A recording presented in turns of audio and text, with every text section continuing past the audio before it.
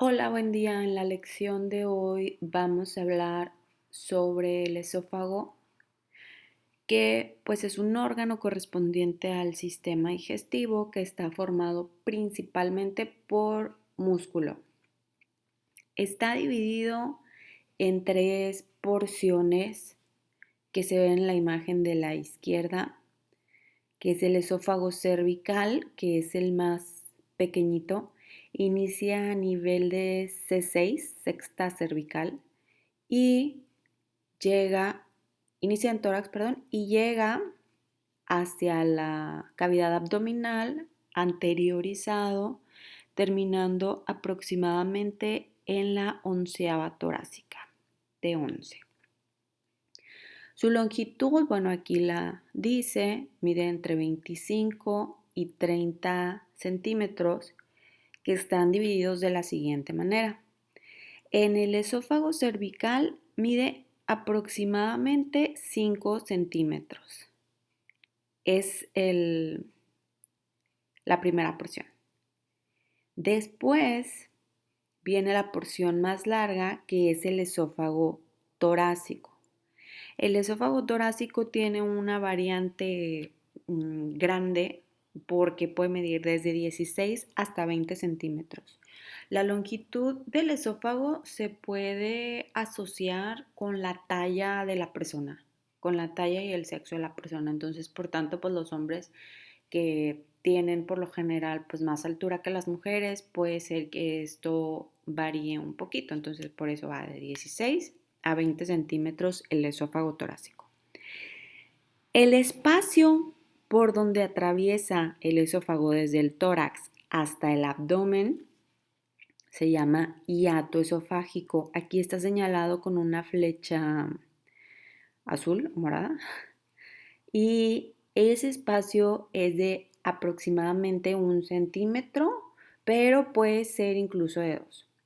El hiato esofágico es el espacio a través del cual va a atravesar el esófago al abdomen y se hace de tórax-abdomen. Acuérdense que el tórax y el abdomen están divididos por un músculo que atraviesa de izquierda a derecha que se llama diafragma. Entonces se está dividiendo en dos compartimentos completamente diferentes y aislados, la parte torácica y la parte abdominal.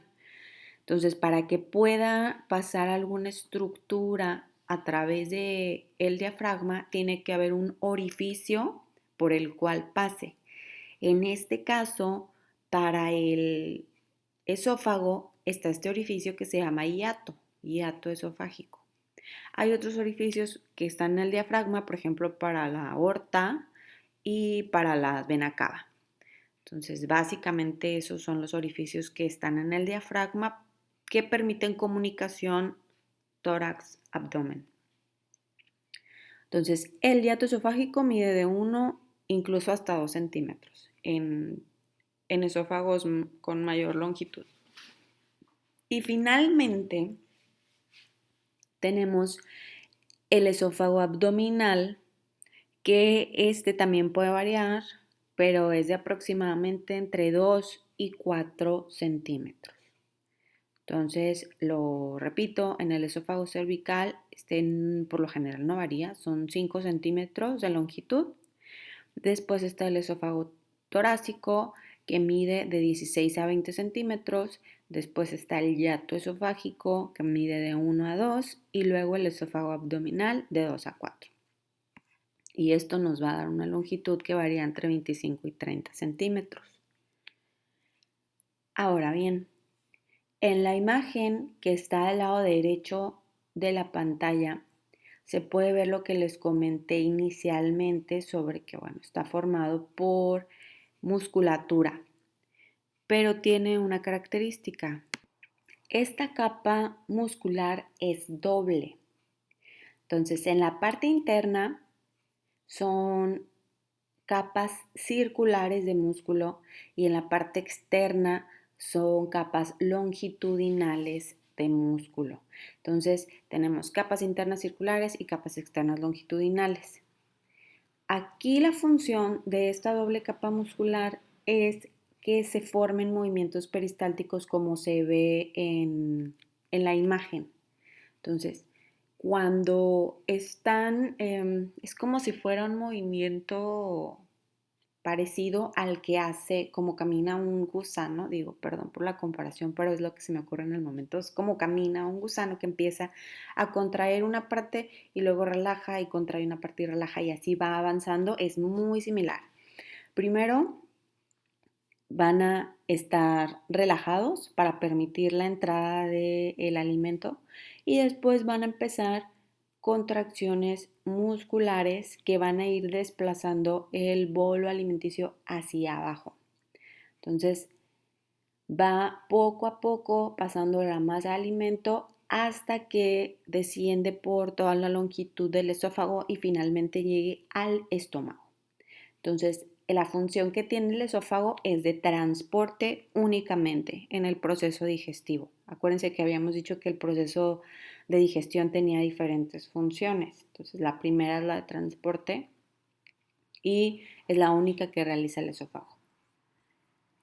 No únicamente es músculo, tiene una capa externa y una capa interna.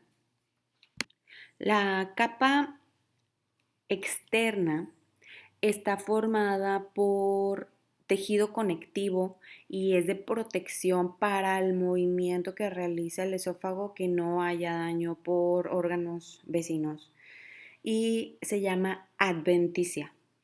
Y en la parte interna tiene una capa que es mucosa y submucosa, que también está formado por epitelio y también tejido conectivo, y va a recubrir la luz del esófago para facilitar la propulsión del alimento hacia el estómago.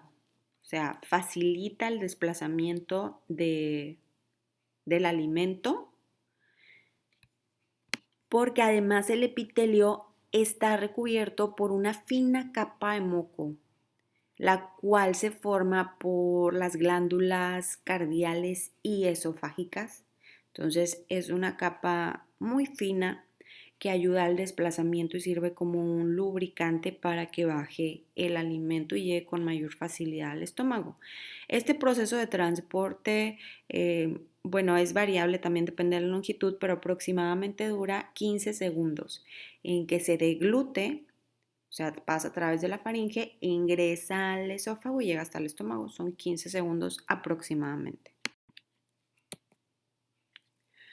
Bueno, continuando con los estrechamientos esofágicos, se encuentran 4 impresiones, que también se le llama impresión, o estrechamiento que están producidas por las estructuras vecinas con las que está en íntimo contacto.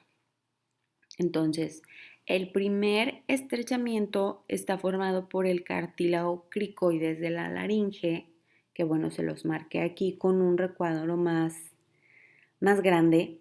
Esto genera una impresión que bueno, de hecho se puede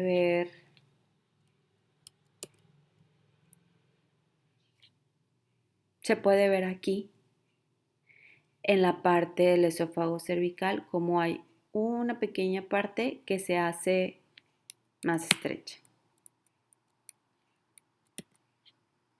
El segundo estrechamiento está dado por el callado aórtico, que en la primera imagen de hecho se puede ver un poquito mejor el, el callado de la aorta. El callado de la aorta es esta parte, primero hay que ubicar la aorta. Yo creo que no tiene mucha dificultad, es el vaso más grande, está en color rojo y se ve en la parte de arriba cómo se dobla hacia abajo, ¿verdad? Entonces, donde se da esta rotación de la aorta, a eso se le llama arco aórtico o callado aórtico. Entonces, aquí en la imagen de la derecha, donde no hay ningún nombre, ningún recuadro marcado, ahí se puede ver que está el callado aórtico y en esta rotación está presionando el esófago. Ese es el segundo estrechamiento. El tercero lo va a ocasionar la aurícula izquierda del corazón. Entonces se da una depresión justo debajo donde está el callado, del estrechamiento, perdón, formado por el callado, se va a ver ese estrechamiento formado por la aurícula izquierda del corazón. O sea, está formado por el corazón. Y finalmente, el último estrechamiento lo da precisamente el hiato esofágico, que ya lo expliqué en la diapositiva anterior, el orificio a través del cual atraviesa el diafragma para pasar de torácico a abdominal. Entonces se ve en la primera imagen cómo hay una ligera compresión y de hecho si me regreso aquí también digo es la más pequeña de todas, pero aún así se logra ver que se hace un poquito más angosto el esófago. Y finalmente voy a comentar los esfínteres esofágicos superior e inferior. El esfínter esofágico superior, que por su abreviatura es EES, va a dividir la faringe del esófago. Está formado por el músculo cricofaringeo. Aquí se los puse, no encontré otra imagen, por eso está así con el nombre en inglés, pero es músculo cricofaringeo que lo adhiere a la cricoides. Entonces, aquí está el cartílago cricoides, está una flechita justo donde termina el recuadro que les marqué, está una flechita que dice cartílago cricoides. Ese cartílago está formando parte de la faringe, sin embargo, necesita una fijación. El esófago, acuérdense que es puro músculo, entonces no tiene algo que lo mantenga firme, entonces por lo tanto necesita adherirse a una estructura ya sea ósea o cartilaginosa, que en este caso es cartilaginoso. El cartílago puede ser tan, no igual de resistente que el hueso, pero tan firme como si fuera un hueso y entonces esto le va a conferir cierta estabilidad al esófago. Entonces por eso se tiene que adherir a este cartílago. Entonces, si el esófago es una estructura tubular, no es propiamente un círculo, sería más parecido a un óvalo que va a estar rodeando pues por ambos lados el músculo cricofaringeo que pues si pueden observar tiene la forma más bien ovalada y está por la parte posterior de la tráquea. O sea, si ustedes observan su cuello, en la parte anterior incluso hasta pueden sentir algunos de los aros traqueales y justo detrás está el esófago, a mitad del cuello, donde está el cartílago cricoides, que es un cartílago muy prominente que está aproximadamente a la mitad del cuello. Entonces, a partir de aquí va a iniciar el esófago en la parte cervical, acuérdense que es a nivel de C6 donde inicia, y se puede ver que está ligeramente plegado, o sea, no está el esófago siempre con la capacidad, no es como si fuera un tubo vacío que se va llenando, no, o sea, está plegado. Entonces, cuando se da la deglución a través de la faringe, entonces este esfínter lo que va a hacer es abrir el esófago para que ingrese el bolo alimenticio y entonces ya comiencen las ondas peristálticas que les dije en la diapositiva anterior, que haya movimiento, que permita el movimiento descendente del bolo alimenticio para que llegue al estómago. ¿Sí? Ahora, en la parte de abajo no es igual, no es un esfínter anatómico, es un esfínter fisiológico porque no hay ninguna estructura que en realidad evite el paso del alimento del esófago al estómago. En el caso del esfínter esofágico superior que está en la imagen izquierda, pues el músculo cricofaringeo está fungiendo como esfínter, o sea, está bloqueando la entrada al momento de estar contraído, ¿sí? Acá no hay ningún músculo así, sino más bien es un ángulo que forma el esófago con el estómago. Aquí les puse, se ve como una V en la imagen de la derecha, donde tiene que estar a menos de 45 grados.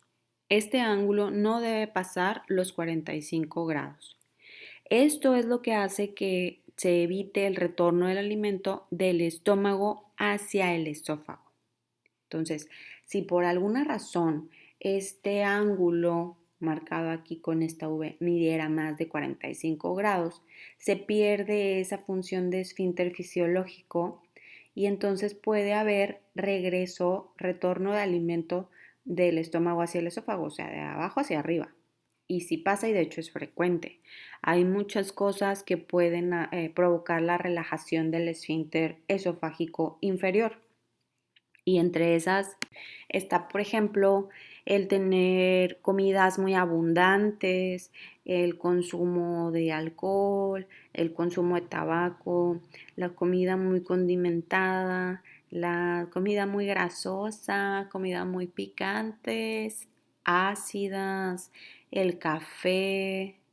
Mm, bueno, en condiciones fisiológicas, por ejemplo, de embarazo, el sobrepeso, la comida muy ajustada, o sea, prácticamente mil cosas pueden causar la relajación de ese esfínter. Por eso, la enfermedad por reflujo gastroesofágico es muy frecuente. Entonces, todo el mundo en su casa tiene ahí sus pastillitas de omeprazol para disminuir la acidez que causa esta relajación del esfínter, pero realmente lo que hay que hacer es más bien pues evitar lo que nos cause esta relajación del esfínter esofágico inferior, identificar la causa y pues cambiarlo en la medida de lo posible. Casi siempre somos más sensibles a un tipo de alimento que a otro, o sea, hay personas que la comida picante quizá no les cause este problema, pero la comida, no sé, muy condimentada sí, o el café sí y lo picante no, etcétera. O sea,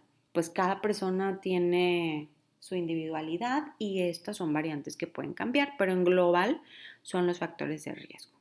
Entonces, recapitulando esta diapositiva, son dos esfínteres.